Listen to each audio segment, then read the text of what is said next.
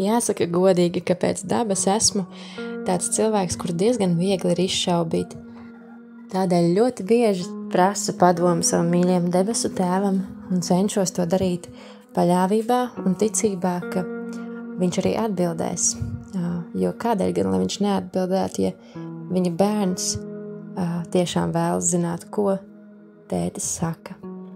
Un pirmo reizi es to piedzīvoju svētceļojumā uz Tezē, kad manā sirdī izveidojās tāda lūkšana: Dievs, ņem no manis pilnīgi visu, ko tu gribi paņemt, un dod man pilnīgi to, ko tu vēlies. Un tad, kad es to lūdzu, es tiešām piedzīvoju to, kā no manis kaut kas atbrīvojās un manī kaut kas ieplūst.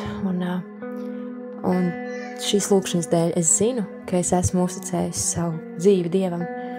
Un interesanti, ka tas Dieva plāns bieži vien ir citādāks nekā manējais. Un arī šajā ziņā es biju pārsteigta, ka Dievs nevis aizveda mani misijā kaut kur uz Āfriku, bet ieveda laulībā un uzticēja audzināt bērnus un kalpot ģimenē, kas nemaz nebija tas, ko es biju iedomājusies, bet tādēļ, ka es zināju, ka es uzticu savu dzīvi Dievam, man par to nevar izšaubīt.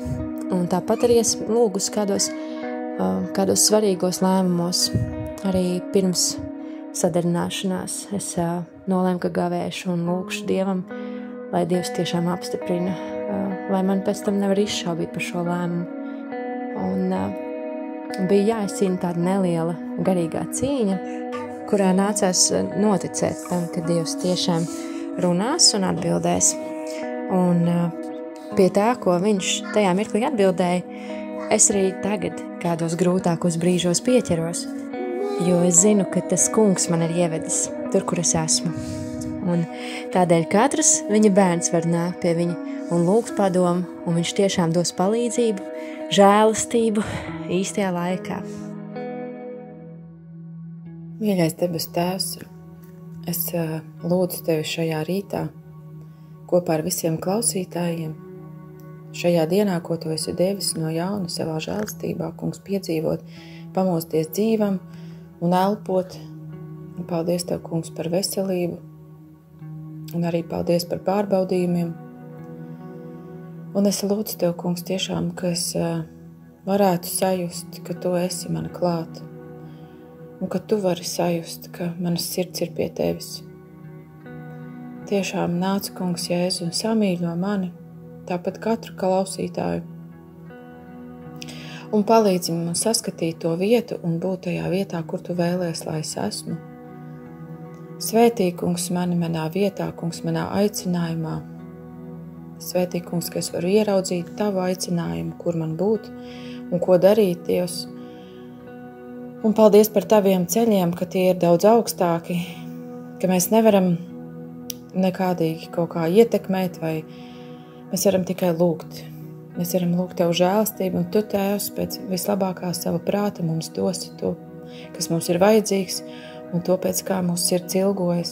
Un paldies, ka Tavi ceļi ir daudz augstāki par mūsējiem, ka mēs paši neizdomājam savus ceļus, Dievs. Paldies, ka tad, kad mēs Tev uzticam, tad Tu tiešām paņem visu mūsu dzīvi savās mīlošajās rokās un ievirsi to savā brīnišķīgajā prātā, kas piepildās šeit uz zemes. Paldies Tev, debes Tēvs, ka varu to baudīt, ka varu izjust, kā tas ir.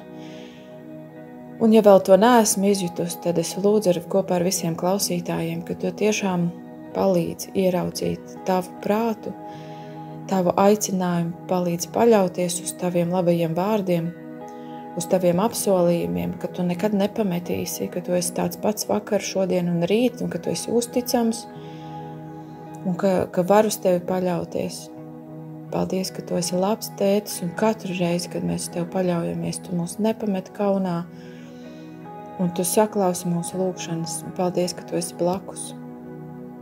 Slavēts Tavs vārds, debes Tēvs, šajā rītā, šajā dienā vai vakarā, jo tiešām Tu esi cienīgs saņemt visu godu un slavu. Mūsu Tēvs debesīs, svētīts lai top Tavs vārds, lai nāk Tava valstība, tavs prāts, lai notiek kā debesīs, tā arī virs zemes. Mūsu dienascho maizi dod mums šodien, un piedod mums mūsu parādus, kā arī mēs piedodam saviem parādniekiem.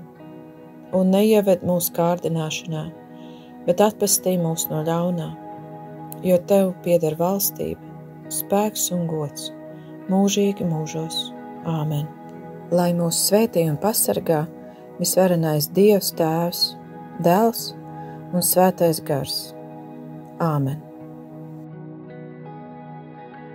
Aicinu piedalīties audio liecību projektā Mīlestības ceļš liecībās arī tevi. Ieraksti balss ziņā savu stāstu, kā Dievs sevi ir tev atklājis, ko viņš ir darījis un kā Jēzus ir tev palīdzējis, uzmundrinot, samīļojot, dziedinot, stiprinot. Esi daļa no dzīvā evaņģēlija pasaulē un ieraksti savu audio liecību telefonā, izmantojot balss ieraksta aplikāciju un nosūti to uz e-pastu liecības@gertrude.lv.